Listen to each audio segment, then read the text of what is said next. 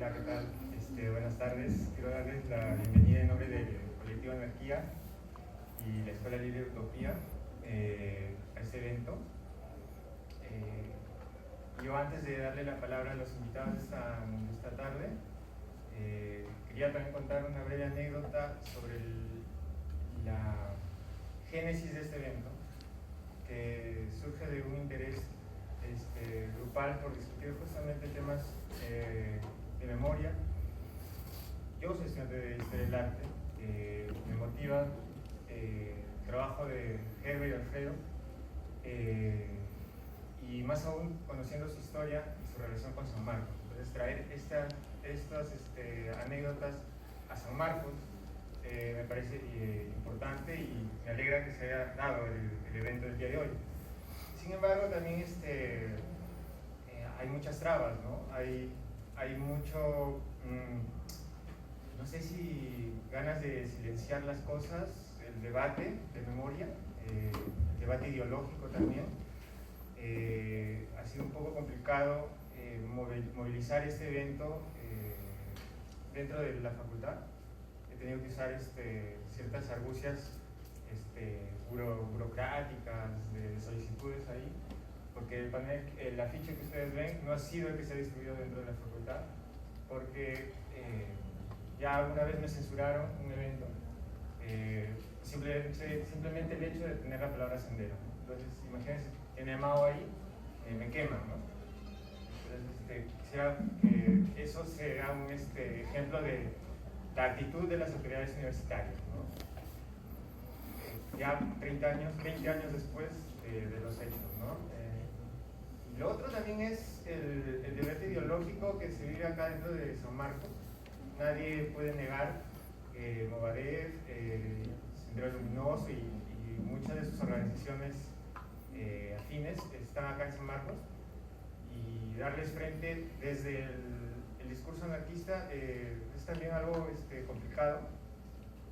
Hace 2 días me bajaron un panel, ¿no? O sea, no hay una intención de debate, ¿no? Sino que hay también desde su parte una intención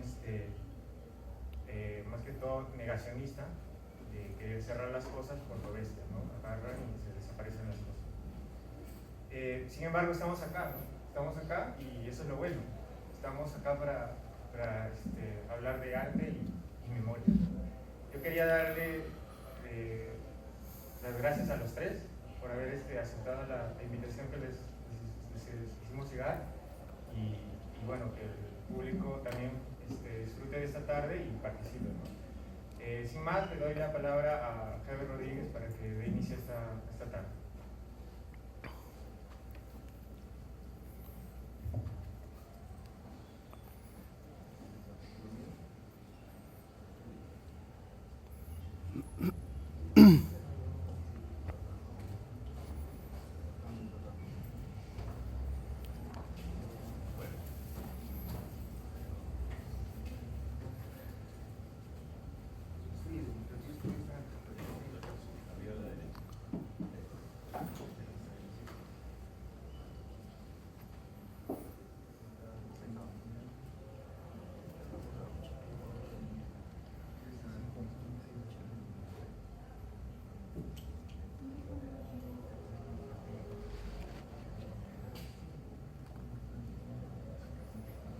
Muy bien, buenas tardes, gracias por estar aquí. Cuando organizo mis ideas para participar en eventos de este tipo, en realidad entiendo que es muy difícil acomodar todo lo que corresponde a un tema tan amplio a 20 minutos. Y nada, entonces sé que ya de entrada estoy derrotado en esta capacidad de transmitir toda la complejidad, y tampoco me interesa hacer una síntesis de un esfuerzo, no sé, de qué manera poder lograrlo a algo tan complejo. Me refiero a que yo acá entiendo que entre ustedes, el público, puede haber gente que ya conoce, por ejemplo, el grupo Huayco, Los Subterráneos, la definición de arte crítico, derechos humanos, etcétera, en el contexto de los periodos de la violencia, etcétera, y puede haber que quienes no conocen nada, ¿no? Que es a quienes me dirijo, porque de paso ya de alguna manera abarco también a los que ya saben algo, ¿no? Entonces es complejo. Entonces, simplemente para advertir que esto va a quedar casi como lluvia de ideas, Comienzo con la siguiente. Contracultura es negocio, es un trabajo, una ficha, una monotipia que hice el año 97 cuando la contracultura aún no era negocio, pero fue parte de una exposición en el Centro Cultural de la Católica, 17 años de contracultura, y como sabrán, pues el Centro Cultural de la Católica es un espacio importante, ¿no? Además me dieron la fachada, primero, segundo piso, etcétera, ¿no? O sea, invadí ese local. Y era la voluntad de que el 97, el año en que comenzaban las protestas contra la dictadura de Fujimori, consideré importante, siempre lo considero importante, combatir la amnesia, ¿no? Para el caso entonces, digamos, esto de contracultura es negocio como una ironía, es porque uno piensa que el arte radical lo es decir, que de alguna manera hay una propuesta artística que puedas evadir totalmente las posibilidades de ser comercializado, y no es verdad. O sea, el arte, mal que bien, aún el más entre comillas radical, termina siendo una pieza de mercado. Explícitamente esta monotipia sobre papel periódico, suerte para mí, la vendí, ¿no? Entonces, y la vendí al mercado de arte, no a un loco desquiciado, raro, antisocial, ¿no? Una persona normal que valora eso como una pieza de arte. Todo es una mierda, es un serigrafía, una monotipia que hice en el contexto del taller NN. Ahí estoy yo de espaldas, cuando tenía pelo, en lo que era, digamos, una jornada de limpieza del espacio que tenía el taller NN en algún momento en la calle Huiracocha, en su momento, ¿no? Jesús María, ¿no? Y bueno, con mi polito igualito ahí con la frase, repito, todo es una mierda. Y bueno, esto es parte, una digresión de lo anterior, en el sentido de que esto ya no necesariamente solamente, digamos, la idea de que el mercado de arte absorbe todo, sino que estas propuestas, digamos, de filo crítico, entre comillas radical, son parte de una estrategia de comunicación explícita que la llamo insolencia visual. O sea, es decir, cómo joder al poder, cómo joder a las instituciones, cómo cargar a la obra de arte de, como repito, un filo crítico. Y tal es así que, digamos, cualquier obra radical, entre comillas, termina siendo una pieza de mercado, es que Mao Zedong termine siendo una versión de Eduardo Tokeshi. Ayer voy a la Galería Forum y me encuentro con esta pieza en su sala de stock, ¿no? Es una pieza grande y tiene mucho relieve, etcétera, ¿no? Pero yo pues no me iba, dígame, por esto es 2012 y me dicen que era una muestra que él hizo ahí en ese momento, yo no la había visto. Pero como nos invitaban para este evento y estaba, digamos, el tema de la imagen de Mao como muy retadora, pues me encontré esto y dije, no se pasen, pues ya, o sea, va, como yo hago pinga 1, pinga 2, ahora alguien hará una pinga, pero en versión así, no sé, ¿no? O como si se vende ya para mercado, ¿no? Radicalmente ya para mercado, porque obviamente las obras que he hecho no estaban pensadas para terminar siendo, digamos, enmarcadas, ¿no? Pero esta sí, pues, intencionalmente ya está hecha sofisticada, bien elaboradita, para que no haya ninguna duda que es arte, ¿no? Mis Maus.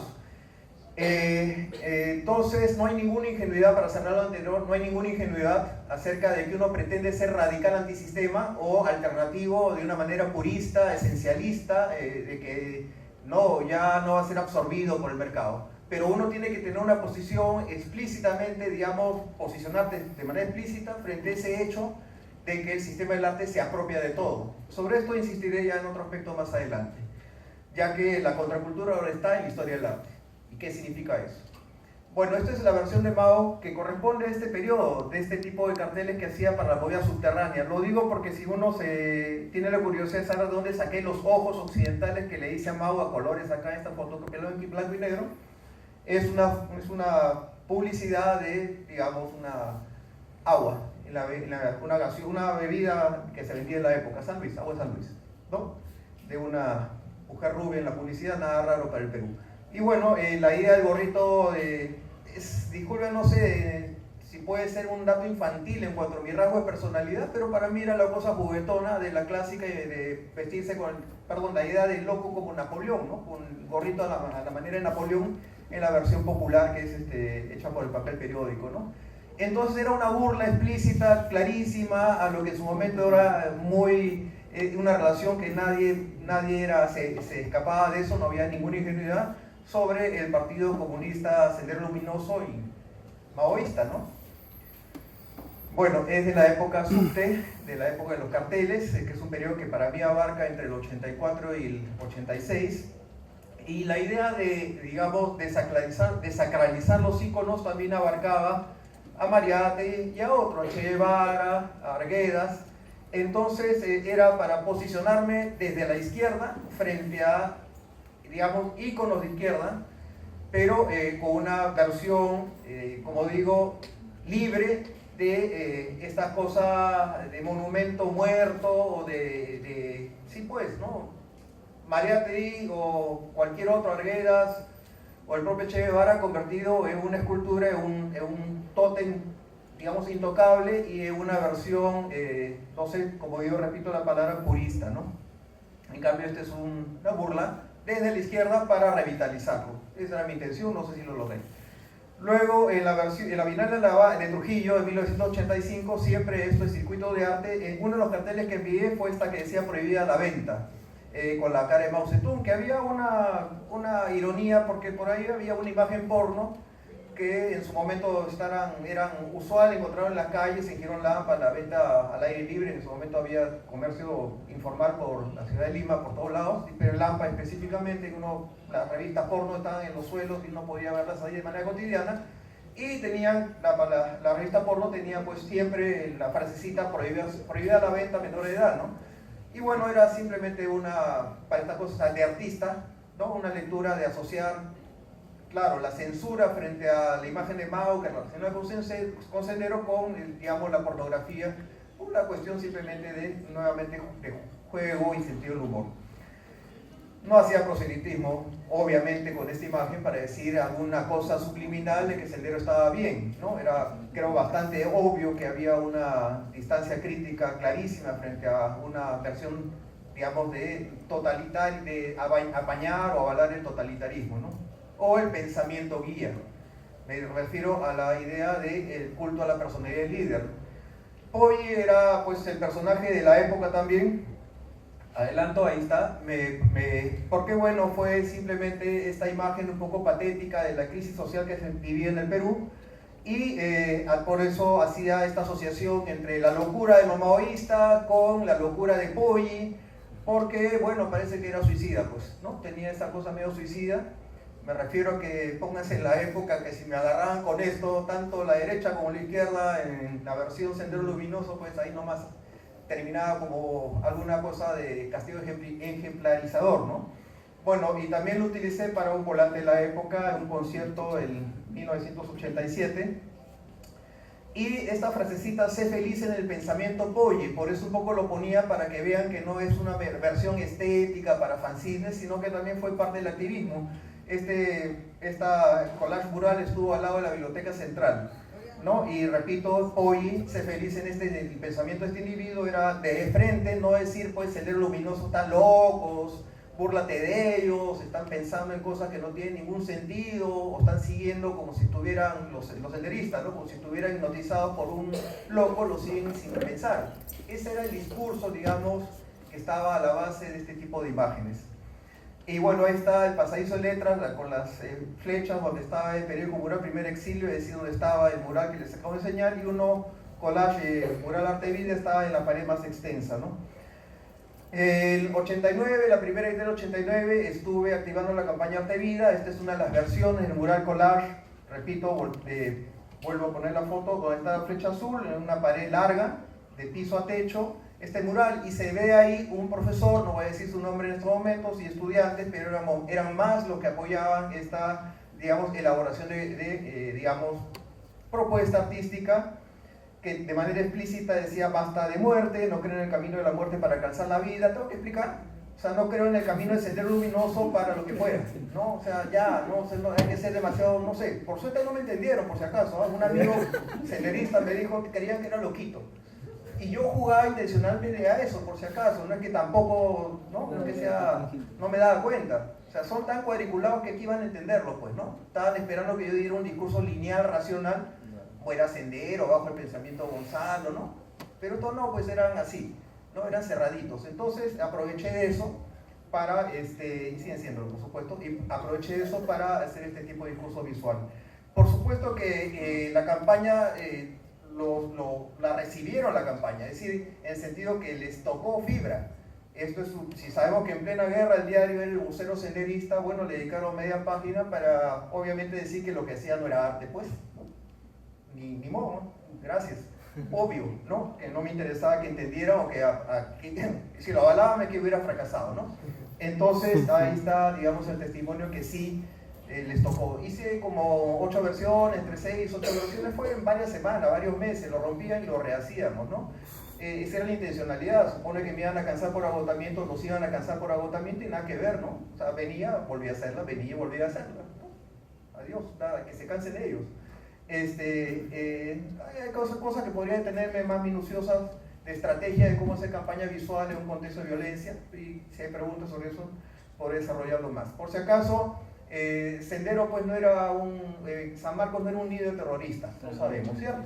Entonces, esto es un ejemplo de un volante de la San Marcos por la Vida, la coordinadora por la defensa de San Marcos, que de manera explícita dice: vergüenza que la palabra revolución esté teñida con sangre, con tanta sangre inocente, ¿no? Entonces, explícitamente pues explícitamente contra la violencia de esa versión de izquierda totalitaria. Esta es la invitación que me llegó a mí como, digamos, impulsor de la campaña Arte Vida. Está a nombre del grupo Arte Vida San Marcos, esto es en mayo del 89, porque ya estaba en marcha la campaña Perú Vida y Paz. Y me sumé a la campaña. Ahora, para mí ser parte de esta campaña con un afiche tan, pues ya, ¿no? tan parroquia, fue una definición, porque ahí no cabía pues que Sendero, digamos, no sé, estaba en otro mundo, haciendo cosas en otro mundo, estaba acá palpablemente enfrente de nosotros matando gente.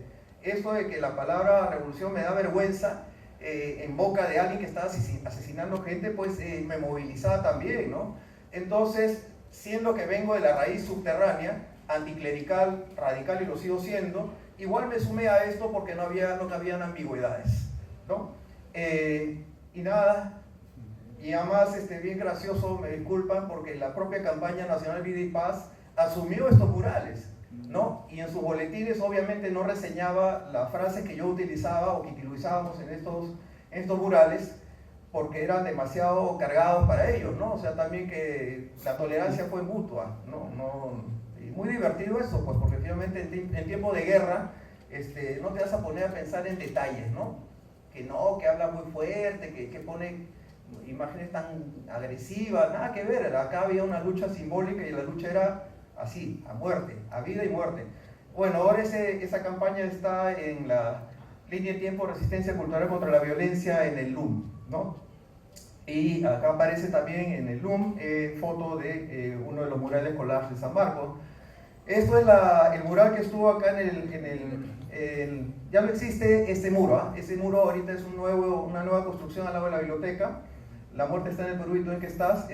Lo que pasa es que en ese momento esa piletita sí existe, está por ahí en una esquinita, abajo en el primer piso. Y nada, la idea era que los propios estudiantes querían recuperar el jardín. Ya simplemente pensar en el ornato del jardín era justamente una respuesta contra la violencia. No ni siquiera ya ser activista por derechos humanos, sino simplemente decir basta de vidrios rotos y sucios, jardín terral y pintas por todos lados. Limpiar eso y ordenarlo ya era un acto bacán por la vida. Bueno, ese mural ahora está en tamaño natural en la rampa que da de primero o segundo piso en el lugar de la memoria. Esto es el mural artístico que estaba frente a ese mural. Este muro sí existe, este es el programa de arte del primer piso. Por si acaso tú lo hice con una intención efímera, esos murales estaban pintados con tierra de color. Entiendo que los estudiantes lo defendieron para que no lo borraran en su momento, y dije, bueno, normal, que lo quieran, pero no estaba pensado para que durara, ¿no?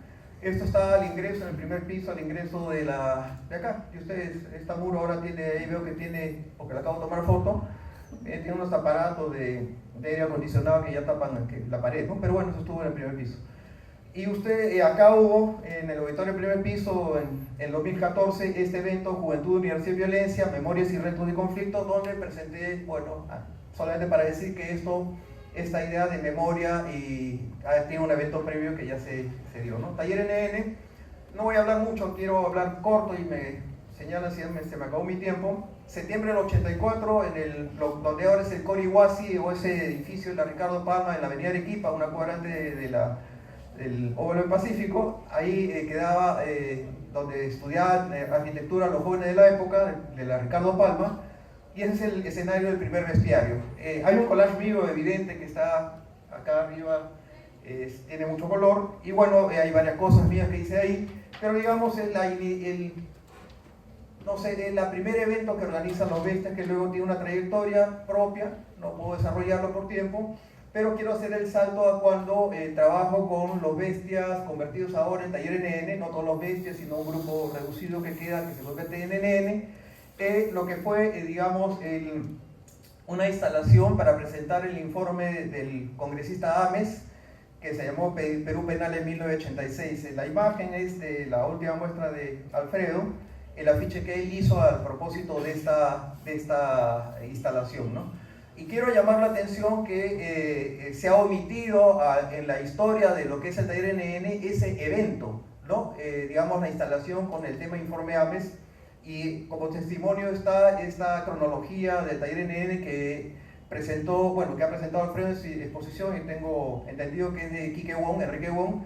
Ahí está desaparecido, no existe esa iniciativa, ¿no? El Informe Ames. Esto es una foto para que digan que sí existió. A mí me gusta mucho la fuente primaria, existió, no es que me acuerdo, me parece, no, miren, ahí está. Ese es el local Tincu de Jesús María, una ONG. Y bueno, ahí están las piezas, digamos, que hice básicamente con José Luis García, pero que tengo entendido que es NN, y el local de NN, ¿no? Esto es una pieza que fue parte de esa instalación. Y estos son monotipias hechas en ese periodo donde se enseñé serigrafía a los NN, en la medida que creo yo que está bastante claro que la aplican luego en lo que es la carpeta negra, ¿no? Estoy con José Luis García trabajando lo que son estas piezas, que son básicamente muy abiertas y experimentales. Era el aprendizaje, era digamos, fondos para luego trabajos que podrían ser, digamos, ya utilizados por ellos. Esto sí es mío, pero digo, ahí aparece, digamos, productos elaborados dentro de esa ya, digamos, etapa superada del aprendizaje, ¿no? Bueno, decía no romantizar Sendero porque lo que quiero llegar es al tema jóvenes y violencia. Yo los veo como asesinos sanguinarios, para nada luchadores sociales. Un ejemplo es esta rondera victimada por Sendero, que eran fotos que proliferaban en la época cotidianamente, ¿no? O sea, eran las víctimas de Sendero Luminoso, más allá de lo que era la violencia de Estado que existió también y que era, por supuesto, condenable, y que por supuesto hice trabajo contra ellos, o sea, trabajo visual, mi lucha visual también fue para denunciar violación de derechos humanos por parte del Estado, pero esto me parece doblemente agresivo, vergonzoso, digamos que me interpela mucho más en la medida que se asumen ellos, se autootorgan el derecho de hablar desde la izquierda. Entonces, esto es parte de mi archivo de imágenes de la época. Tengo un extenso, digamos, material gráfico, documental, porque era la base a partir de la cual yo elaboraba fotocopias, ¿no? Entonces, en el 89, esta es lastimosamente el nivel en que había llegado la violencia, la espiral de la violencia. Y de manera anecdótica, este sitio donde aparecieron, digamos, los jóvenes despedazados, esto es foto de Contracarátula de la República, tamaño toda página, un minuto más y termino. Es muy cerca quedaba la Sarita Colonia de Grupo Guay, donde fue instalada en su momento en los 80, en 1980, la Sarita Colonia, ¿no? Entonces quería mencionar de manera explícita que, digamos, junto con Abimael Guzmán estaba un ex miembro, no es ex miembro del Taller NN, sino un ex bestia, Carlos Inchaustegui, y que simplemente creo yo que aún es parte de una memoria que es necesario poder comunicar verbalmente y de cara al público, o un espacio abierto y público, para que no reflexionemos cómo fue digamos, factor de la izquierda que atrajo a algunos, ¿no? Y cómo condicionó lo que luego en su momento fue, digamos, la ubicación de Inchaustegui, dando, digamos, cobertura a un asesino, ¿no? A un genocida. Y termino con esto, por favor. Todo lo que yo estoy diciendo ya ha sido, digamos, de alguna manera explorado, pero inicialmente por, digamos, fuentes de información que no son locales, ¿no? Tanto sus prácticas subversivas como perder la forma humana, que viene de Reina Sofía, con curadores peruanos. Todos han sido parte, en algún momento, contacto con curadurías que conocen la realidad local peruana, ¿no? Para la Forma Humana, América Latina, 1960-2013, Pulsiones Urbanas o Memoria de su Desarrollo, que viene aquí a fin de año en Mali. Ya esto es lo que decía, contracultura es negocio. Es decir, lo que en algún momento hice, para hablar por mi voz propia, hice como un acto radical, como un acto de crítica al sistema del arte, ahora resulta que tienen valor artístico, valor cultural y es parte de la historia del arte peruano, latinoamericano, de cara a la escena internacional. Bueno, esa es parte de lo que quería comentar. Muchas gracias.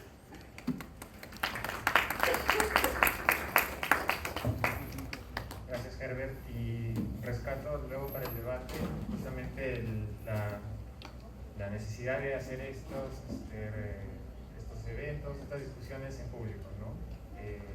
Porque muchas de esas cosas que hizo Herbert, hizo Alfredo y otras personas que trabajaron mucho en colectivo, se hicieron para justamente confrontar, ¿no? Debatir, pero los años no lo permitieron, ¿no? Y estamos en un espacio que ojalá permita esto, ¿no? Así que las preguntas y las respuestas ojalá se dé el debate. A continuación, a Alfredo Márquez, él ex Bestia, ex NN, y hoy nos acompaña. Palmas para él, gracias.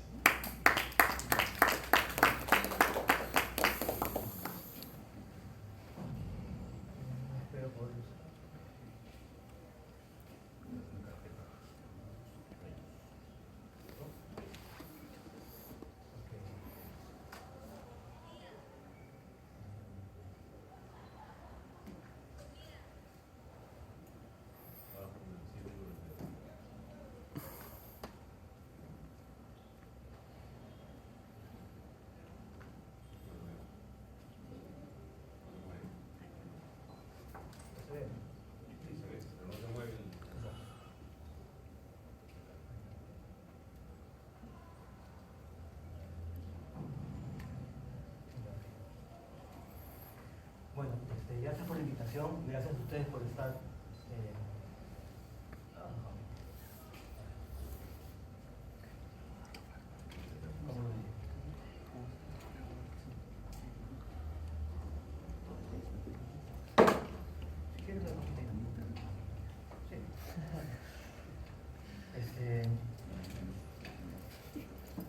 Mi participación va a ser corta, espero poder compartir 5 materiales con ustedes. Y sí me gustaría que se produzca una posibilidad de interacción y conversar para saber qué piensan ustedes y qué pensamos aquí en la mesa, porque definitivamente tenemos visiones distintas, cada quien de lo propio.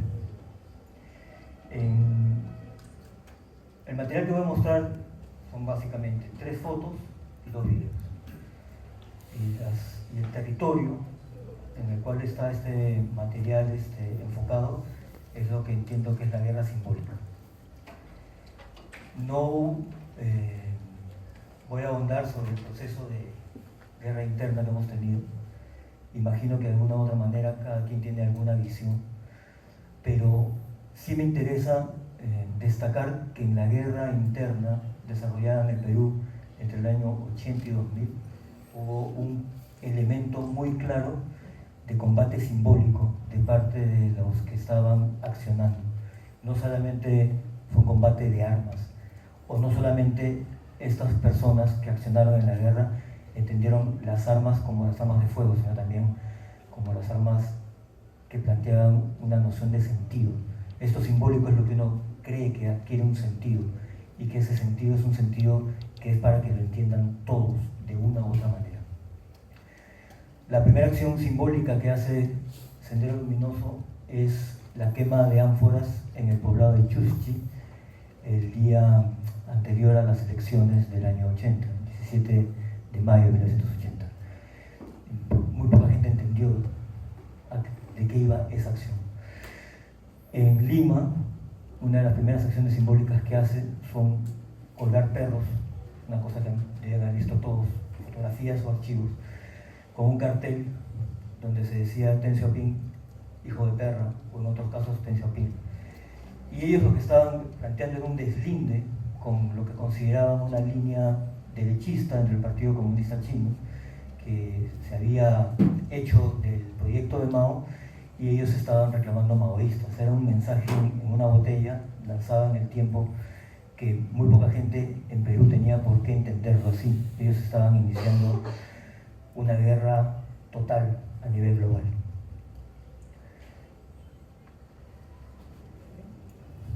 A pesar de que se proyectan 70.000 personas, esto desde la documentación que construyó la Comisión de la Verdad, afectadas de muerte en el territorio de lo que se llama Perú, entre ese periodo 80-2000, a pesar de lo que ahora se entiende numéricamente más de 21.000 desaparecidos, a pesar de conocidos, a pesar de los cientos de miles de desplazados producto de la guerra, una de las imágenes que más ha quedado para entender de alguna manera qué cosa pasó en el Perú no son los cuerpos humanos de los afectados por la violencia, sino un perro colgado. Esta imagen en realidad ya es una serigrafía, es una composición de un proyecto que se llama El Expediente Santiago, donde junto 3 elementos. Un texto, que es un fragmento de la entrevista que le hace Humberto Jara a Martín Rivas, el rostro de la compañera de Martín Rivas, que fue secuestrada, despedazada y repartida en bolsas por el Servicio de Inteligencia, con Martín Rivas a la cabeza, por haber ella filtrado información que permitió a periodistas como César Hildebrand saber que había un proyecto de desaparición para él y otros. Y una fotografía invertida en blanco, que es la cabeza el cráneo en realidad de Ortiz, uno de los estudiantes de la Universidad de Cantuta. En este papelógrafo se ve un fragmento de la entrevista que decía que le hace Humberto Jara a Martín Rivas, y quiero leerlo. Una guerra es un intercambio de mensajes, de símbolos. No hay hechos aislados. Desde un poste caído hasta un coche bomba, todo tiene una razón de ser. En este tipo de guerra, esa es la manera como dialogan los enemigos. Sendero lo usó desde el principio. Lo que ellos llamaban ILA, el inicio de la lucha armada, empezó como un elemento simbólico. Esa ánfora electoral, quemada el 18 de mayo, él equivoca la fecha, del 80 en Chuschi, que se vuelve un hito, y los perros colgados en los postes del centro de Lima, como anuncio de que iban a matar policías y militares. Esas señales servían para generar mística moral en sus seguidores. ¿No ves que eso aparecía en los diarios? De ese modo se enteraban todos los combatientes. En cada muerte Sendero dejaba mensajes subliminales. Cuando asesinaron al almirante Caferata, no solo apuntaron al comandante general de la Marina, sino también al partícipe en la masacre del Frontón. Fue un mensaje. Después mataron a Ponce Canesa, el jefe de infantes de Marina, y siguieron hasta Bolivia a Vega Iona. Mensaje a los oficiales y soldados: mira, le doy a tus jefes por haber participado en tal o cual hecho, y si le doy a tus jefes, ¿cómo no te voy a dar a ti? Y si tú quieres ser jefe, piénsalo bien cuando decidas atacarnos. En este fragmento, Martín Rivas plantea de manera mucho más clara y lúcida que muchos curadores de arte de qué cosas se trata lo simbólico y qué cosa es una guerra simbólica y cómo ven ellos a su enemigo, pero no dice lo propio. Y esto es como dialoga el Estado contra sus enemigos. Es la cabeza. Herbert mostró hace un momento la misma foto, pero acá está la página completa del Diario de la República, que no es cualquier día, es el 28 de julio de 1989. Han sido secuestrados un grupo de estudiantes de aquí de San Marcos y un grupo de estudiantes también de la Católica, más otras personas que estaban con ellos en Sol de Oro, y fueron hechos aparecer un día antes de Fiestas Patrias como un festival carnicero. La cabeza de ese estudiante, menor que casi todos ustedes, era un estudiante de la Universidad Católica. Otro de los estudiantes de la Universidad Católica fue volado junto con él. Los cuerpos de ellos fueron despedazados con explosivo plástico en la playa de Achira, en un centro no exactamente un centro cerrado, pero es un local de una zona donde hacían prácticas militares. Alfredo Tábara Reati, estudiante de San Marcos, que era amigo de ellos y que también fue secuestrado con ellos, amigo mío, amigo también de Herbert en algún momento, apareció muerto junto con otros. Este caso no ha sido judicializado.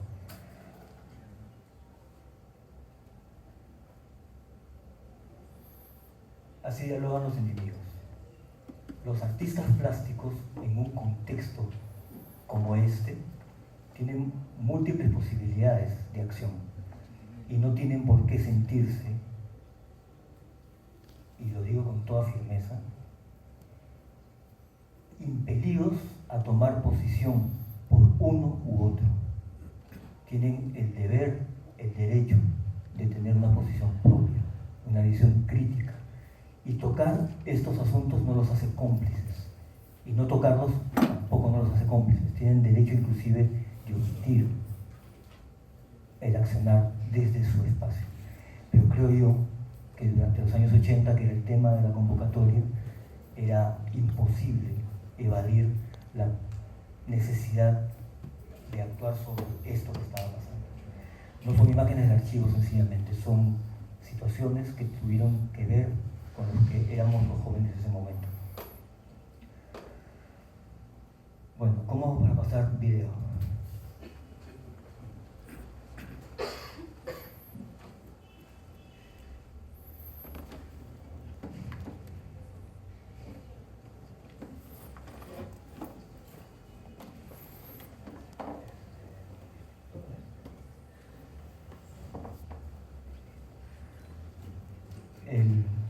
Este video dura un minuto de silencio.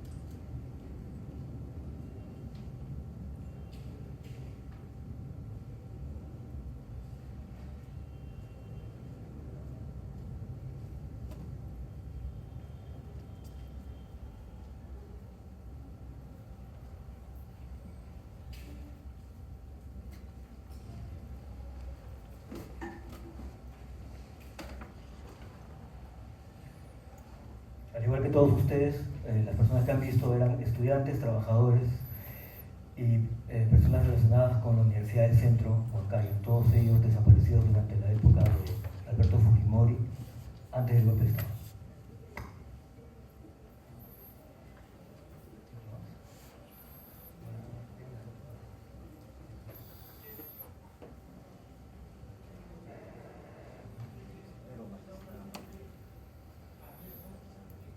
Para eso son las discusiones, creo.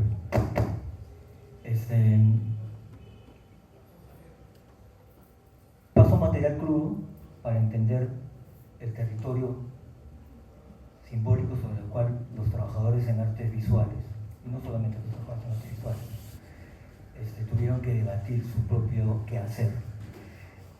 Paso un material que es un trabajo propio, los rostros que vieron, que fue parte de una presentación de una pieza de artes escénicas de hace 3 años. Pero las imágenes procedían del año 91.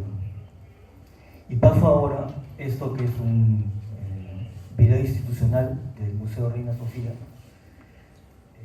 Es una visión de la muestra Perder la forma humana, porque frente al material en crudo, frente a la evidencia o frente al proyecto de arte también está esto que Herbert también planteó al cerrar su participación, y es cómo se interpretan estos materiales estas vivencias, estas situaciones, estas historias, estos procesos, desde la visión de la historia del arte. Una cosa que sí quiero dejar sentado es que no se crea que la historia del arte es una historia que podamos leer como subordinada a la historia. Yo creo en el poder de la historia del arte. Creo que es un territorio de trabajo sobre el cual estamos actuando. Y eso me es muy importante, porque lo que quiero que quede claro es que cuando uno construye valor simbólico, está actuando sobre la historia, no solamente sobre el mercado de arte, está actuando sobre la historia y puede modificar el sentido común de lo que se entiende historia. Esto es 2012.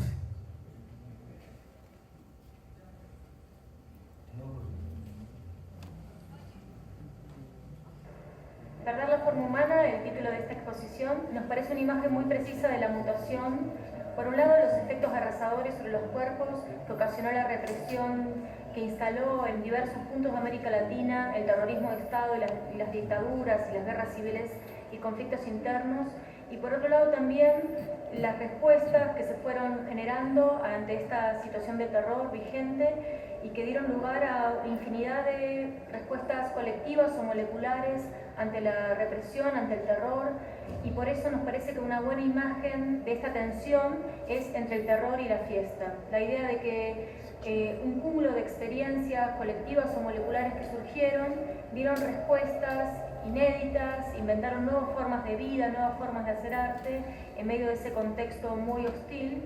El clima de derrota que se instaló en el continente luego de la clausura que implicaron estas dictaduras, de los proyectos emancipadores que se habían vivido en la época anterior, en los 60, 70. El nuevo periodo más bien va a tener que ver con la reinvención de la política luego de la dura represión que se instala en ese periodo, y nos parece que la heterogeneidad de experiencias reunidas da cuenta de cómo el cuerpo aparece como protagonista de esas formas de hacer política, de reinventar la política con nada. Un tipo de exposición que no se basa en lo canónico, en lo conocido, en lo más establecido del arte de este periodo, sino que a partir de la investigación se han exhumado, se han dado a conocer una serie de episodios, de experiencias, de modos de hacer arte y política que no eran conocidos. Y nos parece muy bien o muy interesante el punto de no poner un límite entre obra y documento.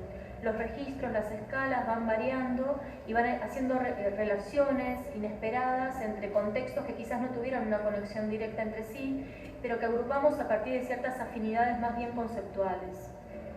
Entonces algunos grupos trabajan deconstruyendo esta frontera entre lo masculino y lo femenino, dando a ver estas nuevas colectividades que estaban surgiendo en ese momento. Entonces ahí vemos el trabajo del colectivo Gang, del movimiento de arte porno en Brasil, con sus acciones públicas, con los recitales de poesía porno, algunos montajes fotográficos que intentan de alguna manera poner en el espacio público la posibilidad de imaginar nuevas sexualidades. Aparece también muchos trabajos de parodia. Son una serie de prácticas que cuestionan las identificaciones claras entre lo masculino y lo femenino, que cuestionan también la norma heterosexual y que de alguna manera entienden ese cuestionamiento como una forma de disidencia o de desobediencia. Acuden al travestismo como operación artística, o que trabajan con una serie de dispositivos de disciplinamiento sexopolítico, o bien que trabajan con imágenes que dan cuenta del deseo marica como un deseo todavía clandestino, que van a interpelar, digamos, un mundo del arte y una historia del arte fuertemente masculina, blanca, no heterosexual, y una de las acciones que se incorporó acá es la conquista de América, que es una acción en la cual ellos bailan una cueca sobre un mapa de América Latina con vidrios, y que lo hacen justamente en la Comisión de Derechos Humanos de Santiago en ese momento. Esta sala enfoca algunas experiencias del punk en Brasil, por ejemplo, la movida subterránea de arquitectura y música y gráfica callejera en Perú, todo lo que fue las escenas under en Argentina, la manera en la cual los bares y plataformas independientes se convirtieron en lugares de encuentro en el contexto donde la represión era grande. Del mismo modo se señalan y se muestran documentos e imágenes de la noche y del punk en México, y también de las experiencias de música independiente y de gráfica en Chile. Intenta señalar de algún modo cómo estas experiencias que estuvieron situadas al margen de los discursos políticos de la izquierda tradicional abrieron un espacio radicalmente nuevo, ¿no? de participación y de comunicación, marcado por la rabia, por el descontento, por el escepticismo, pero también por una voluntad clara y abierta de construir un espacio nuevo, ¿no? Un espacio distinto que permita construir desde la emoción y el éxtasis, de alguna manera como se construye una suerte de eje transversal, a través de la estética, de la vestimenta, del lenguaje, ¿no? Que intentaba abrir un camino nuevo, mucha producción editorial independiente, muchos fanzines, muchas publicaciones que tuvieron una circulación marginal y que tuvieron una hechura profundamente precaria, porque estaban hechos, digamos, de materiales muy pobres y en fotocopias, pero que de alguna manera trazan, ¿no? los circuitos en los cuales estos jóvenes circularon, se movieron.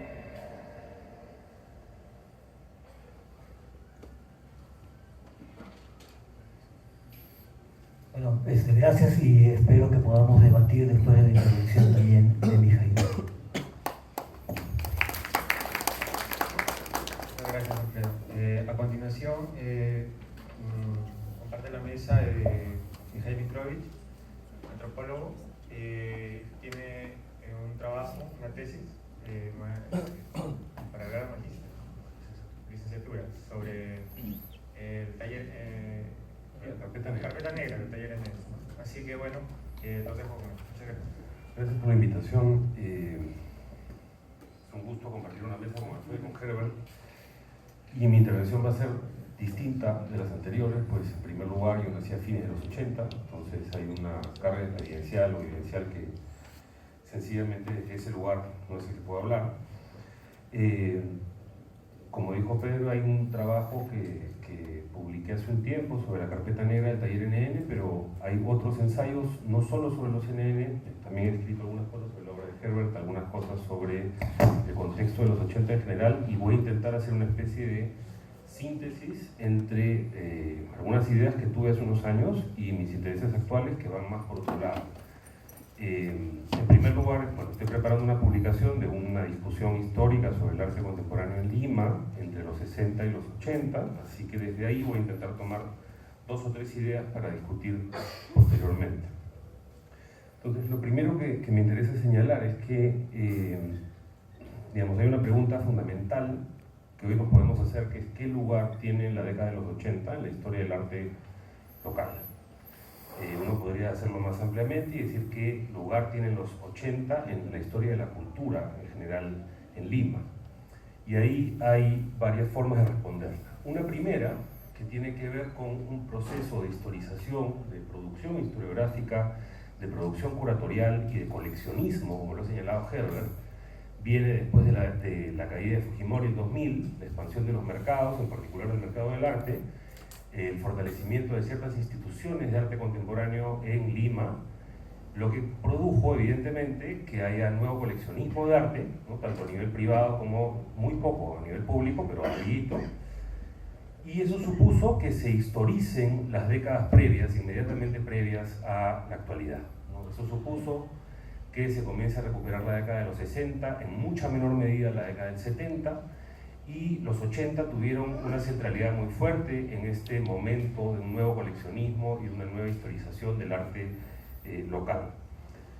Y de alguna manera uno podría decir que los 80 funcionan como una especie de laboratorio para muchas cosas que han pasado después en el arte local. Y esto por varias razones, pero quisiera hacer un breve recorrido para intentar entender por qué esto funciona así. Lo primero es que uno dice que en los 80 hay evidentemente rupturas a nivel formal en el arte local, que en ese momento ni siquiera necesariamente se llamaba arte, podría ser pensado como activismo, algunos como Alfredo hablan de trabajo cultural, algo por el estilo, como lo he dicho alguna vez, etc. Y en estas discusiones históricas más recientes, que no son tanto discusiones, son, digamos, monólogos, se ha establecido que el arte contemporáneo comienza pues en los 80 con el grupo Huayco, ¿no? Y es una discusión que se puede tener más adelante, Pero claro, toda esta manera de hacer la historia del arte local termina planteando que de Huayco en adelante hay una especie de continuidad donde se ha seguido cierto derrotero del arte que me parecería interesante cuestionar. Cuestionar sobre todo porque la década de los 80 es una década que debería ser pensada a nivel histórico como una década de crisis y de crisis absoluta. Entonces no estamos hablando solamente de crisis política, no estamos hablando solamente de una crisis suscitada por la guerra, sino estamos hablando de crisis económica hacia finales de la década y estamos hablando de crisis urbana. Entonces, si vemos las cosas más ampliamente, lo que está en juego en los 80 es una crisis de la experiencia de la ciudad en general. Y eso es algo importante de tomar en cuenta si es que vamos a pensar qué lugar tiene los 80 en la historia del arte local, porque creo que podemos tener cierto acuerdo en que si algo registra el arte históricamente es precisamente esa experiencia, ¿no? Eso es lo que a fin de cuentas queda condensado en las obras de arte. Entonces, una cosa importante que pasa en los 80 también, que es esta década de crisis, es que además de la crisis de la experiencia de la ciudad, tenemos una crisis de un modelo según el cual, desde décadas pasadas, el arte había cumplido una función utópica, principalmente. Es decir, el arte, creo que desde el gobierno de Velasco en adelante, y eso se podrá discutir también, había sido cada vez más una herramienta de acción política, una herramienta de imaginación de futuros alternativos, sobre todo identificados con el socialismo, y sobre todo había sido una forma de aproximación también, hasta comienzos de los 80, de lo que se pensaba que era el sujeto revolucionario. Entonces, si a fines de los 70, en el paro, por ejemplo, el paro del 77, hubo claramente una identificación del sujeto revolucionario en el Perú con el proletariado, la clase obrera, cuando estamos entrando en los 80 cada vez más aparece esta figura de lo popular, ¿no? El mundo popular. Y de hecho hay una perdida cita a Rodrigo Quijano, que después se volvió curador y escritor sobre arte, donde cuando él es entrevistado por una revista de música, a comienzos de los 80, le preguntan por qué le gusta la música chicha, y él básicamente dice porque la chicha es la música de las personas que van a hacer la revolución. ¿Y qué pasó con ese horizonte utópico? Evidentemente, ese horizonte utópico también entró en crisis a lo largo de todos los 80 con las diferentes facetas de esta crisis urbana, política, económica, es decir, una crisis a todo nivel en la vida y la experiencia de la ciudad. Entonces, si aceptamos que hay muchas cosas que entran en crisis en los 80, uno se pregunta por qué la historia del arte a veces ha narrado esta historia de una forma un poco optimista, como si desde que Huayco hiciera sus trabajos a inicios de los 80 en adelante, habría habido una especie de continuidad donde todo hubiese sido acumulativo, en vez de asumir que ha habido un profundo quiebre en esa década. Tomando en cuenta además que el año 92, el autogolpe de Fujimori, y que la década de los 90 va a ser radicalmente distinta a la década de los 80, es un momento que habría que pensar un poco más qué significa, qué legado hay de la década del 80 en adelante. Un segundo punto que me interesa, porque es ver las cosas un poco menos pesimistamente, tiene que ver con que en los 80, en mi opinión, el laboratorio que significa el arte de los 80 para nuestro momento, es que en ese momento se inventaron, se adecuaron, se configuraron diversos modos de relacionar el arte y la política como dos prácticas de distintas formas. Una de ellas me parece que es la que Herbert ha planteado aquí, que es directamente una forma activista, una forma de intentar intervenir el espacio público directamente. Otra forma que me parece que ha sido poco atendida en la historia del arte tiene que ver con cómo artistas que por su formación y por su actividad probablemente no tenían tanto que ver con esta línea activista, sintieron alguna necesidad de tener que relacionarse con lo que estaba pasando a nivel social, desde evidentemente sus propios posicionamientos. Me refiero aquí a alguien que hace poco tuvo una excelente exhibición, que ha fallecido, en el Centro Cultural de Bellas Artes, como Anselmo Carrera, que sé que lo conocían en los 80, o por ejemplo casos más raros, como cuando Johanna Hamann, una escultora que tenía una tradición completamente distinta a la que hemos visto aquí en el caso de Herbert y Alfredo, produce esta obra que se llama Torre, y que era una torre de alta tensión, una especie de alegoría de las torres de alta tensión dinamitadas, para ser ubicada en el malecón de Miraflores. Evidentemente no ganó el concurso de escultura que había planteado, pero me deja una sensación, igual una sensación que después en los 90 también es interesante pensar de por qué algunos artistas, más identificados con lo que tradicionalmente se entiende como arte, tienen una necesidad de articularse con la esfera pública. Y ahí también se puede pensar evidentemente en Ricardo Vice y las cantutas que hace el año 95 en el contexto de la ley de amnistía y su campaña, ¿no? Además de evidentemente Villanes, que venía de Bellas Artes y hace diversos trabajos con el significante de la leche gloria. Y hay una tercera idea que me parece interesante y que es, esta vez Herbert no ha presentado tantos trabajos de ese tipo, pero sería interesante conversarlo, que creo que otra forma de relacionarse con la esfera pública tenía que ver con utilizar la imagen. Es decir, había una manera de relacionarse con la esfera pública a través del activismo, a veces partidario o no partidario, militante o no militante, y otra forma era empezar a incorporar materiales que circulaban socialmente, que configuraban una visualidad urbana, además, que se podían ver en kioscos, que se podían consumir en primeras planas, como lo que enseñó Alfredo, y diversos artistas, entre ellos tanto Alfredo como Herbert, como las experiencias de los Bestias y NN, tienen una gran cantidad de trabajos relacionados con señalar ciertas imágenes que circulan en el espacio público como imágenes esenciales para poder entender lo que está pasando en la actualidad política. Y eso me parece que también es algo que es tributario, que nos lega a los 80. Los 70 me parece que todavía no hay ni siquiera un trabajo de apropiación de imágenes tan consistente, mientras que en los 80 se va a generalizar. Y de hecho, inclusive Rodrigo Quijano va a decir que la imagen fotográfica de prensa va a terminar condicionando la lógica de las artes visuales en general. No solamente la línea más crítica o activista, sino que va a ser algo que va a permearlo todo, como se va a ver posteriormente en el arte contemporáneo más reciente.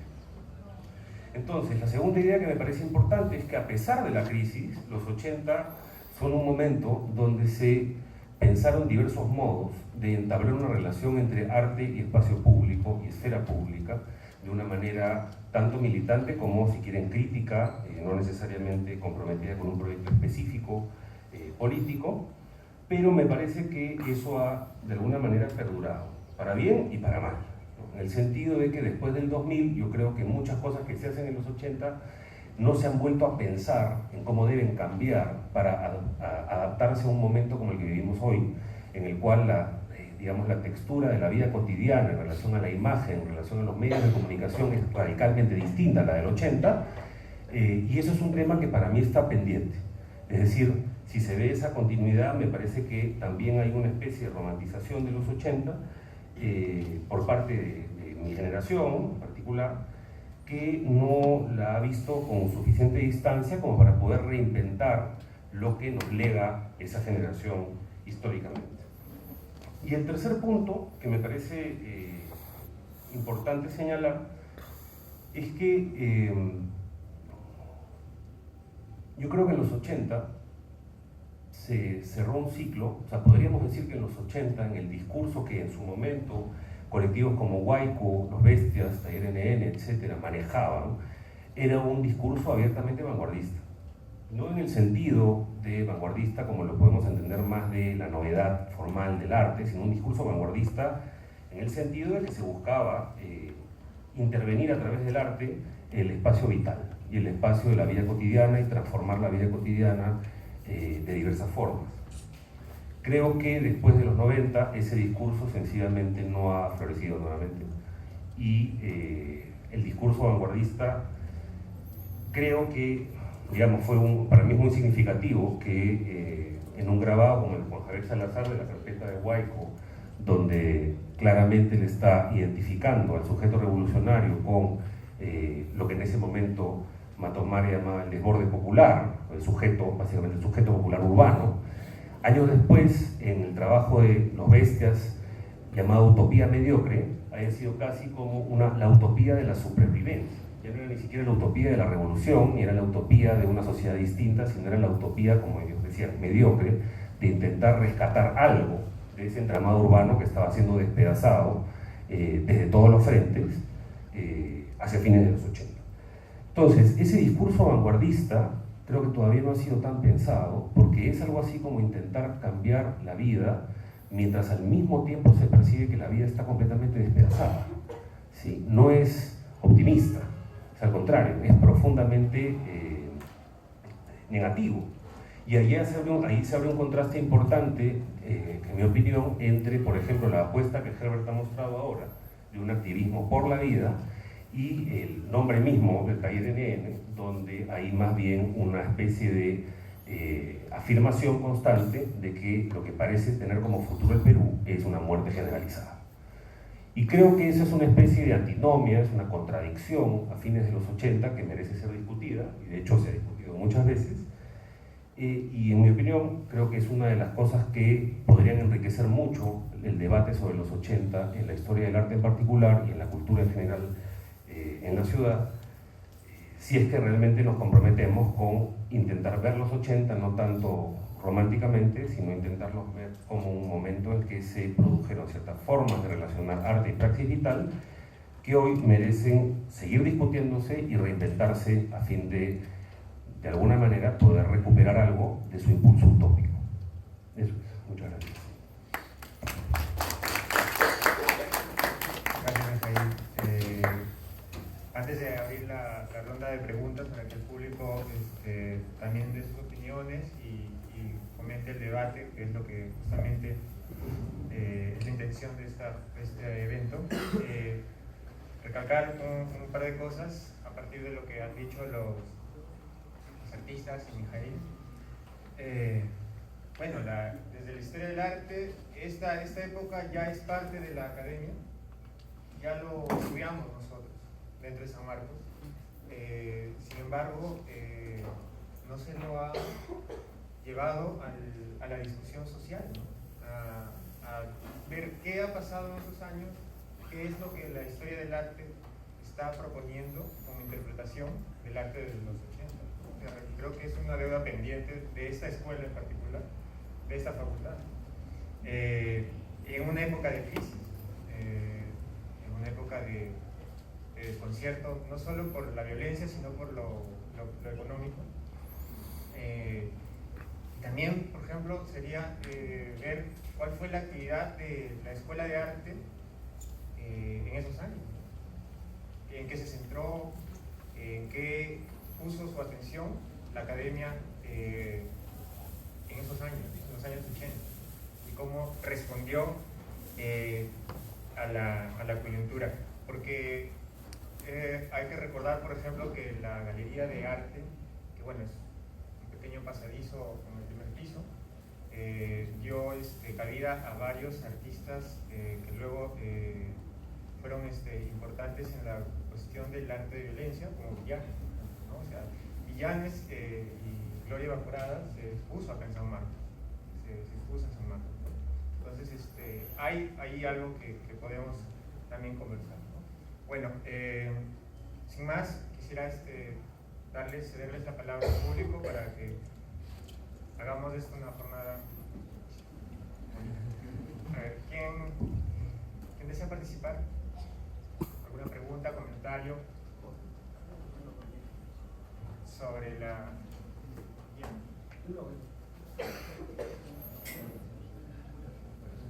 ¿Alguien? Adelante. Si la pregunta era un poco, o sea, ¿cómo podríamos situar en este caso, ya que, como mencionaste, Villanés se puso acá en la Facultad de Letras en el 80. Previamente ya Herbert había hecho los murales en economía, en las fuerzas sociales, ¿no? Y en el 90 y tanto también Elena Tejada hace su performance sobre recuerdos en el caso de Cantuta, y también llevándose obviamente en el primer piso de la Facultad de Letras. El tema era un poco cómo se sitúa en esta época esas representaciones. Por ejemplo, en el caso de Carpeta Negra específicamente hay una fotografía que es dedicada a Carlos Catpo, que es un estudiante asesinado. Entonces, y los murales son en el 89-88. Y la pregunta era un poco de ese debate que había con Sendero y que Herbert lo mostró en esos pronunciamientos, ¿no? Esos adjetivos que se dan, pero cómo era la representación en este caso en relación a estos estudiantes asesinados dentro de la Universidad de San Marcos, ya que en la mayoría de los casos que hemos visto sobre la universidad acá, básicamente es una disputa un poco con Sendero, ¿no? Y hay un diálogo con Izquierda Unida un poco, pero no hay una respuesta en este caso particularmente en San Marcos, justo en el año de los murales, que son 3 estudiantes asesinados, creo que es Hernán Pozo, Carlos Barnett y Catpo, ¿no? Que son 3 asesinados con un balazo en la cabeza cada uno de ellos el mismo año y por meses, ¿no? Julio, agosto, por ahí. Entonces quería saber cuál era un poco la respuesta en relación a eso dentro de la universidad, cómo había ese tipo de alianzas con los espacios que estaban acá en la universidad. Herbert mencionó un poco a algunos docentes, pero más allá de docentes había otros grupos organizados que tenían un diálogo también en este caso con ustedes para representar, por ejemplo en el caso de los murales y en el caso de Marqués más con el tema de Carpeta Negra, ¿no? Que hay una representación, Carpeta se hizo en el 88 y justo creo que la representación de ese estudiante porque también muere el año 88, o es asesinado en este caso en la Facultad de Letras el año 88. ¿No? Quería saber un poco eso, ¿no? Y la pregunta ya más dirigida de repente para Mijaíl es sobre este tema que él habla en la síntesis de tu tesis, que es este tema de estos autores teóricos que amarras un poco para entender lo de Carpeta Negra, que es básicamente Alfred Gell, este antropólogo. Finalmente, ¿cuál es la agencia de representación en la actualidad? Ya que, si bien tú mencionas que hay un fracaso porque la intención era dialogar con las izquierdas, con la intelectualidad y que fracasó en ese punto, quería saber cómo después de 3 décadas ya, si hay una intención de volverle a darle un nuevo significado a este tipo de obras realizadas en esa época. Eso.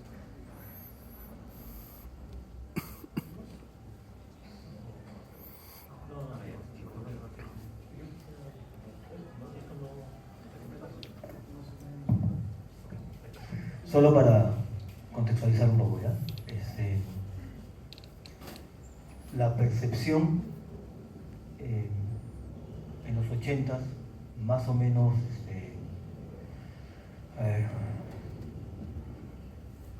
una suerte de consenso cívico. San Marcos era una suerte de cristal donde se podía ver las distintas facetas de lo que era lo peruano. Eso era parte del sentido común y no es casual entonces que cosas que simbólicamente fueran importantes se dieron en San Marcos. No necesariamente porque hubiera un núcleo estudiantil que viabilizara las cosas, sino porque si alguien quería poner un pie, en la realidad venía a San Marcos a hacerlo. Entonces no es casual que el primer concierto subterráneo que no sucedió, que tenía visos de integración de todas las artes, porque ya había habido un concierto anterior en el 85 meses antes, pero del 85 de septiembre del 85, que iba a ser en el Bosque Letras, fue uno de los eventos que, a pesar de no haber sucedido, provocó mucho debate y fue escogido San Marcos porque era el lugar de donde iba a haber una resonancia. Quien lo viabilizó era justamente un estudiante sanmarquino, Iván Santos Urregurri de Flema, y él ni siquiera era de letras ni nada, él era de geología, pero había una interrelación entre estudiantes sanmarquinos y la movida cultural, básicamente contracultural, que había en Lima en ese momento. Varias de otras cosas vinculadas con esta situación de pararse en San Marcos para tener sentido y significado sucedieron en términos de poesía, inclusive de artes visuales. No solamente lo de Villanes, sino también Jaime Giga, por ejemplo, estuvo exponiendo ahí. Por decir un caso, hubieron muchos más.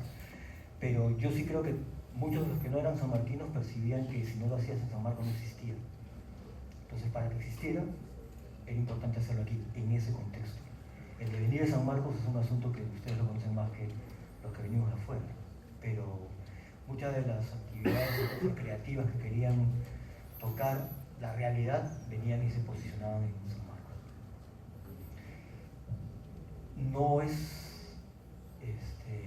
intencional que la imagen de Javier Arrasco Catpo sea parte de la Carpeta Negra porque fuera sanmarquino. Sí fue el contexto que mientras estábamos haciéndola, no aquí en la Facultad de Letras ni tampoco dentro de los universitarios, sino más bien en Medicina, al otro lado de Lima, fue asesinado él de un balazo producido desde el exterior de de la universidad, pero simbólicamente no era, o sea, no era casual que fuera justamente un sanmarquino, ¿no? Existe una larga lista no sostenida de estudiantes, profesores, trabajadores de San Marcos que han sido desaparecidos o han sido asesinados, tengan o no relación con la guerra y que el Estado nunca asumió. Y creo que tampoco las organizaciones armadas reivindicó. Pero un territorio, si quieres, entonces, de disputa ha sido simbólicamente San Marcos.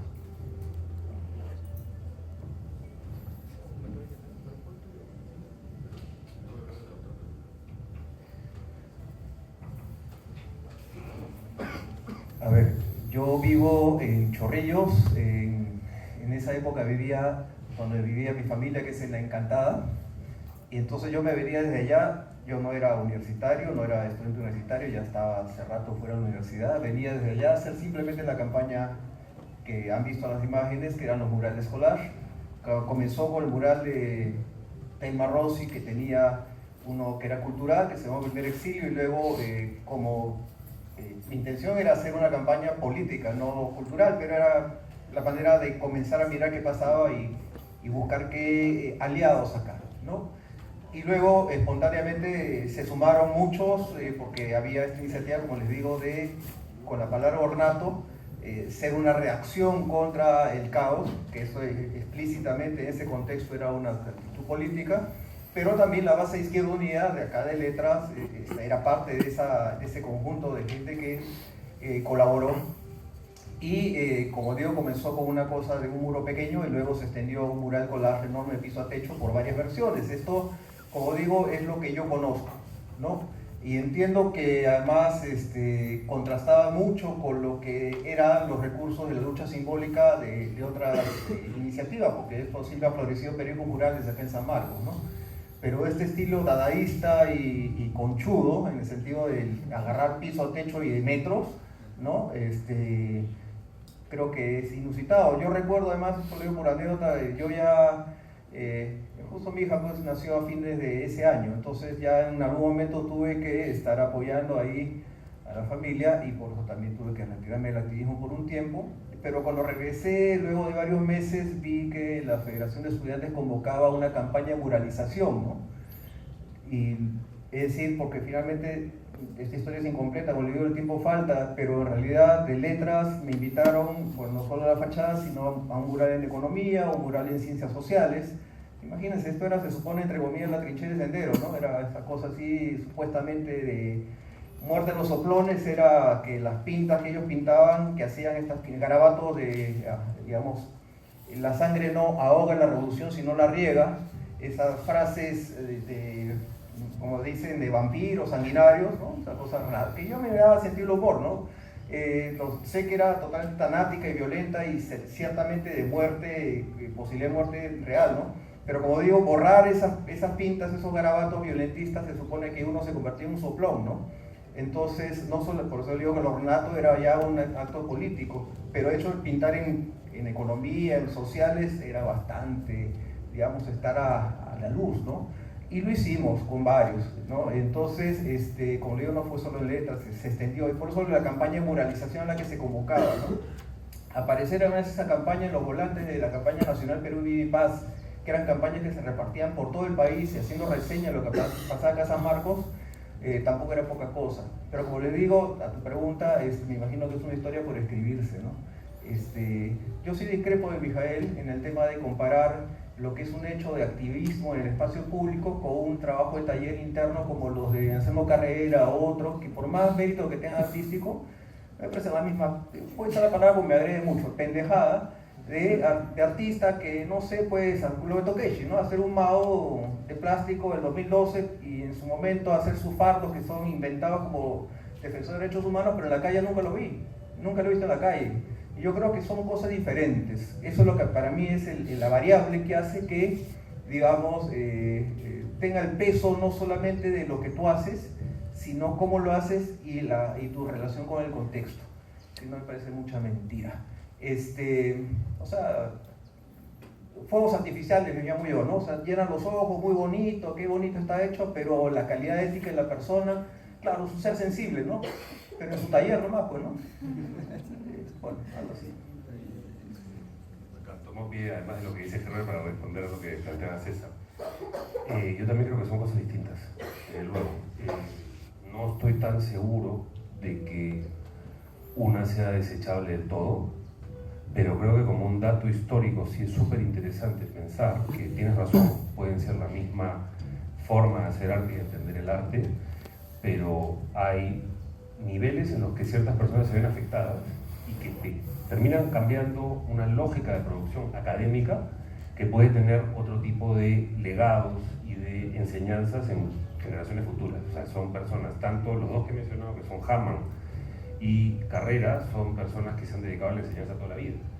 Entonces, sí, tienes razón, no son lo mismo, no dije que eran lo mismo tampoco, de hecho dije que era una modalidad de articular arte y espacio público completamente distinta, incluso antagónica, pero creo que no le quita el mérito, y menos aún el dato histórico de poder entender las distintas formas de relacionarse con lo que estaba pasando en la década de los 80. O sea, creo que una era sentirse interpelado y salir a la calle, pero mucha gente también, por ejemplo, estuvo recluida en el miedo, y mucha gente estuvo retirada hacia la autocensura, y eso también es súper importante de pensar en esa época. Sobre todo porque en los 90, digamos que ese modelo se va a volver ya completamente dicotómico. O sea, vas a tener gente haciendo cosas en el espacio público y gente que va a estar haciendo cosas que no tienen nada que ver ni con lo público, ni con lo social, ni con lo político, ni con nada, sino que se van a volcar al hedonismo. Y eso es algo que creo que hay que tomar en cuenta. Creo que por eso, en relación a lo que plantea César de por qué mirar a los 80, es importante, y es porque uno puede ver los 80 como un, digamos, para mí, como una especie de batería simbólica infinita para hacer una y otra vez lo mismo, o uno puede ver los 80 como una experiencia histórica específica que nos debe dar ciertas lecciones, pero esas lecciones implican que hay algo que vamos a seguir y algo que vamos a, digamos, distanciarnos del contexto específico de los 80.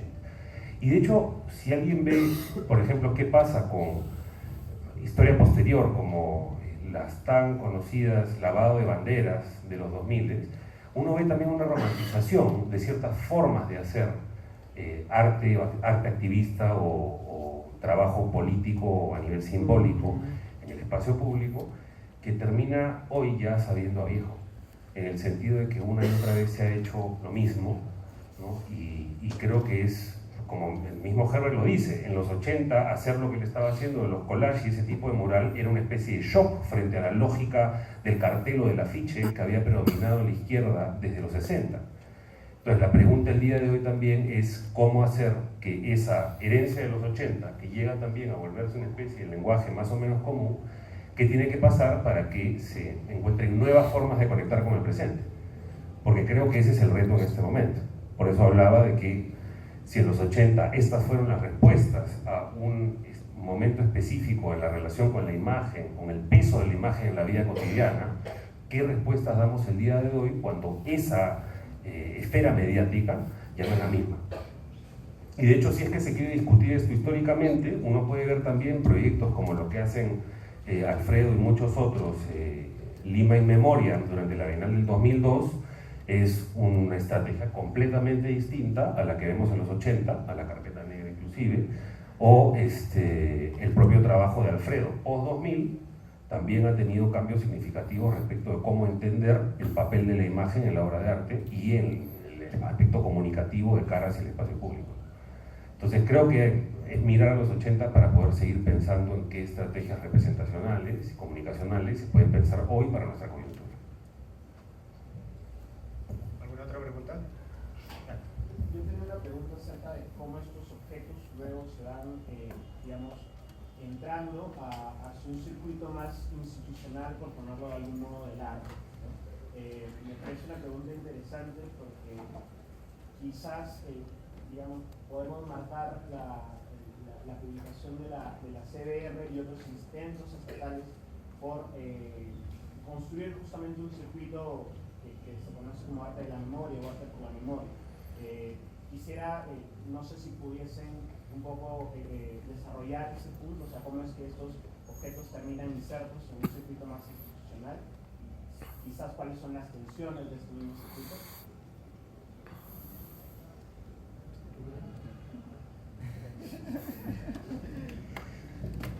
golpea primero, golpea dos veces.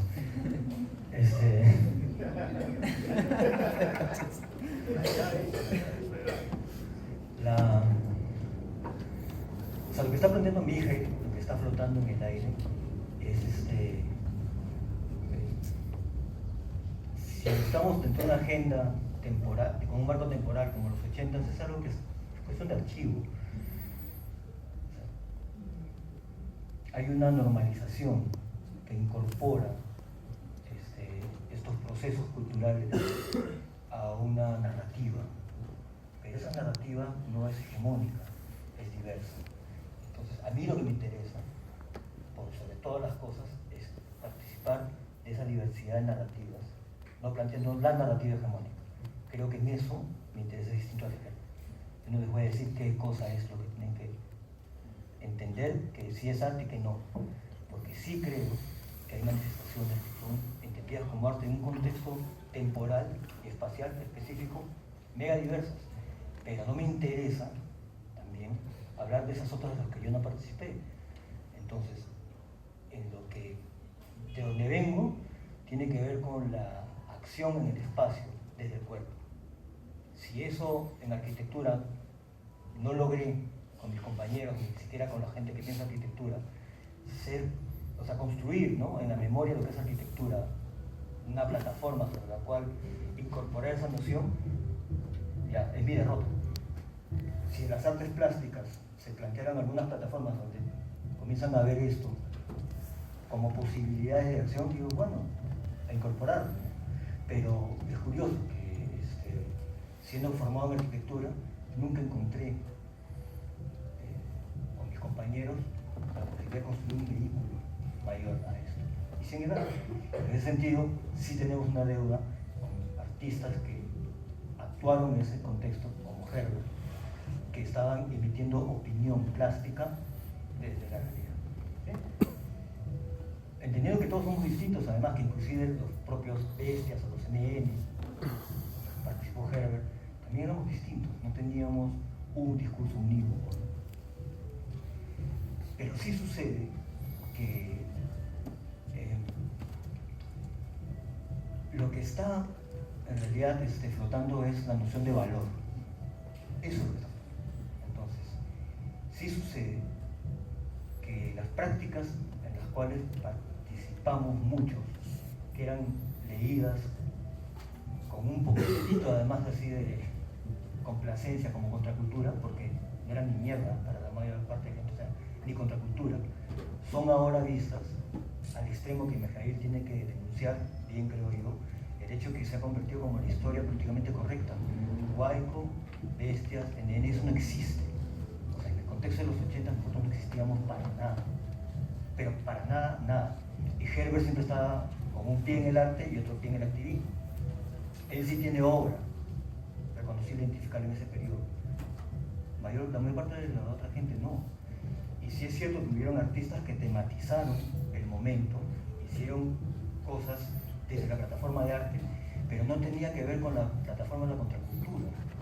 Estábamos moviéndonos en otro lado. Si eso ahora es susceptible de ser convertido en algo historicizable, estoy creando una palabra, lo acabo de mostrar cuando Herbert con esta lámina y lo acabo de mostrar con el video de Perder la Forma Humana, eso es 2012. O sea, hace rato que estos procesos ya han sido incorporados en la historia del arte, pero en la historia a nivel global. Y entonces existen pugnas por la memoria, ¿no? Entonces, yo participo de una pugna que está por la que no se debe normalizar la memoria desde el Estado, aceptando como la memoria buena, la del lugar de la memoria, o la de la memoria proyectada por el documento de la Comisión de la Verdad. Son puntos de referencia, así como todo el resto, pero no deben ser los que normen, esa es mi opinión. En la medida que sintamos quienes participamos de todo ese proceso, y que esa normalización es buena, creo que la acabamos. A pesar de que hay trabajo mío también ahí, a pesar de que está mi visión también en Tiwanaku, pero no, o sea, lo que no estoy de acuerdo es con perder el espíritu crítico. Y si hay algo que sí quiero rescatar y que no está dicho en lo que tú planteaste tan claramente es si algo tenían en los 80 estos otros que no son los normalizados es una necesidad crítica de verse a sí mismos y de su contexto, o sea, profundamente crítico, ¿no? Al extremo de que varios no sobrevivieron a la experiencia, ¿no? Eso es lo que tendría que decir.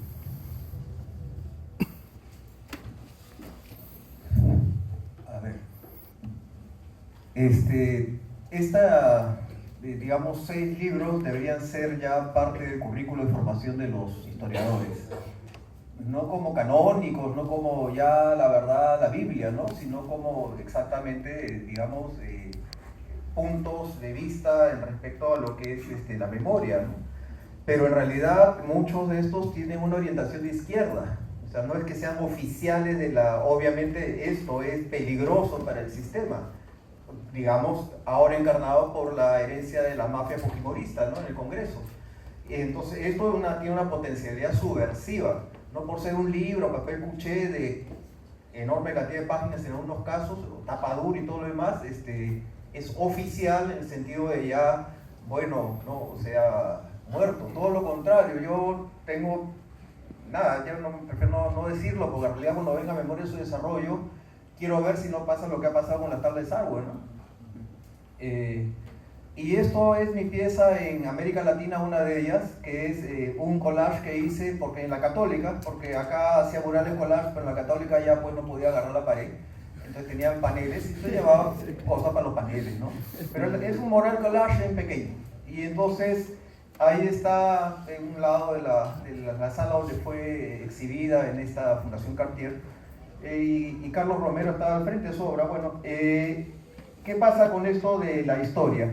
En principio, aquí el primer artículo que habla sobre arte alternativo, arte crítico, fue Riviacorta, en Dedala Cantuta, el año 96, en Resta Qué Hacer, que digamos, como le digo, todo por primera vez. O sea, era virgen, ya no había nada de memoria, como esa desesperación para lo que estamos en la práctica, de que nada, lo que habíamos hecho como si hubiera desaparecido el imaginario de nadie más que nosotros, un reducido círculo. Y en este caso ya comienza por el simple hecho de que aparece una reseña donde ya la palabra arte crítico comienza a ser, perdón, en ese momento arte alternativo, se usa de manera explícita, ¿no? Un canon alternativo al oficial. También la otra, digamos, en secuencia, hecho importante en cuanto a la historiografía es la propuesta Tensiones Generacionales con, en principio, la generación del 80. En imagen está Huayco y, bueno, algunos huaicos ahí con obra individual, que es, digamos, el 2004, que es para lo que hemos estado desde el 7-9 haciendo trabajo. Bueno, el 2004 es esta desesperación de este país que tiene pues muy, bueno, y se imaginan, esta muestra, por supuesto, dentro del calendario de eventos culturales es muy efímera, por supuesto, tuvo libro, pero es un libro que es muy incipiente en la información que da acerca de lo que sucedió en aquellos años. Yo quiero avanzar porque en realidad esto podría detenerme en algo que quería ser parte de mi charla, pero por si acaso, lo nuevo es un nuevo paradigma. O sea, esto de la idea de que arte y violencia ya sea parte de la historia del arte, quiere decir que, por ejemplo, tomando en cuenta lo previo, y sobre todo lo previo que es Cislo y la abstracción ancestralista en su época, que, digamos, le ganó al indigenismo, entre comillas, o sea, yo derroté el indigenismo, dijo Cislo, esa idea de primero la academia con Dalí Hernández, surge el indigenismo que cancela el academicismo, surge el abstraccionismo que cancela el indigenismo por ser realista y, según ellos, ilustración. Bueno, lo que viene luego, que es el arte posmoderno o el arte crítico, cancela todo lo previo. Es un nuevo paradigma y esto se va a consolidar cuando llegue aquí Memoria de su Desarrollo, que dice claramente que el nuevo paradigma aparece en la década del 60, y acá pues era la labor de Hacha con su discurso de la Revolución Cultural, Rafael Hastis y Emilio Hernández o Teresa Burga y otros haciendo una labor de arte conceptual que, bueno, que hace Hacha lo denominó arte no objetual para diferenciarlo del europeo y norteamericano, ¿no? Y bueno, es un nuevo paradigma, no es que sea una nueva historia del arte oficial cerrada, canónica, de receta, sino imagínense, bueno, y les tengo que explicar, el nuevo paradigma lo que hace es acercarse a lo popular, versus Cislo, que es su paleta europeísta y su código del arte moderno, formalismo modernista que viene de Europa, ¿no? Acá es los colores estridentes o el uso del material efímero o el contenido político. Y Y eso dice en Memoria de su desarrollo. Yo me he sorprendido al leerlo, es un ensayo, varios ensayos, y sorprenderme que están describiendo lo que hicimos en el contexto de la época de Huayco y que ha venido ya dándose a lo largo de los años hasta el presente. ¿Cuál es la diferencia entre un paradigma, el anterior, con el nuevo? Bueno, estoy de la Salita Colonia, nada más, creo, no me detengo en esto. Entonces, Memoria de su desarrollo, les cuento una anécdota solamente para ver lo que a mí me parece muy divertido y cercano a nosotros, ¿no? Es una obra de Lilla Pape, de la época, de la década del 70, si no me equivoco, pero lo que pasa, y lo que quiero decir, es que están tres personajes populares, gente de la calle, del pueblo, con cubos para lanzar con esos cubos. Pero este es, digamos, como una, para decirlo de manera suave, una aproximación lúdica al arte concreto que era vigente en aquella época. O sea, el paradigma vigente era el arte concreto, que era, finalmente venía acompañado de esta idea de la industrialización del tercer mundo o el desarrollismo. Entonces, la idea es convertir una pintura para cubo blanco de galería en un cubo para bailar con ese cubo. Esa es la diferencia. Un objeto para participar, para sentir el espacio, para tocarlo y para jugar, ¿no? Versus, como les digo, contemplar un cuadro así muy solemne, muy trascendental y para una élite, ¿no?